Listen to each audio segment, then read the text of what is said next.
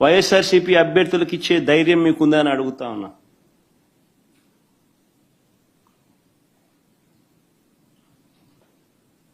Polling booth ఆవరణల్లో CC ఫుటేజ్ను ఇచ్చే ధైర్యం మీకుందా అని అడుగుతా ఉన్నా.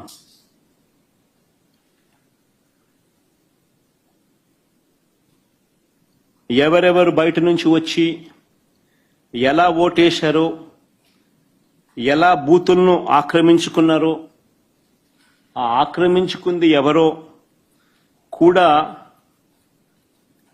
గుర్తించి కొన్ని ఉదాహరణలు కూడా మీకు చూపిస్తాను. ఇలాంటి అడ్డగోలు రాజకీయాలు చేసే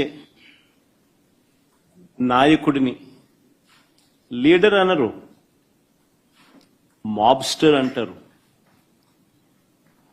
లేదా ఫ్రాడ్స్టర్ అంటారు.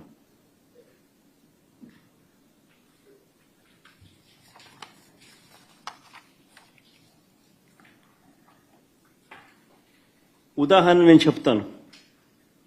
ఎంత దారుణంగా ఈ మోసము అనే కార్యక్రమము, అన్యాయం అనే కార్యక్రమము జరుగుతా వచ్చింది అన్నదానికి నిదర్శనాలు చెప్తా. సాధారణంగా ఎన్నిక ఎప్పుడైనా జరిగినప్పుడు ఏ ఊర్లో సంబంధించిన ఓటర్లు అదే ఊర్లోనే ఓటేస్తారు. ఇది మామూలుగా గతంలో కూడా జరుగుతూ ఉన్న ప్రక్రియనే. గత ఎన్నికల్లో కూడా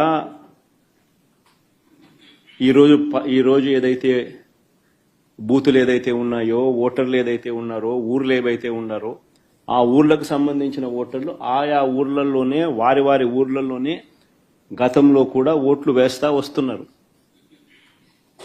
ఇది సర్వసాధారణంగా జరుగుతూ ఉన్న ప్రక్రియ. కానీ ప్రత్యేకంగా ఈ ఎన్నికలకు సంబంధించి, ఇప్పుడు ఈ ఎన్నికలకు సంబంధించి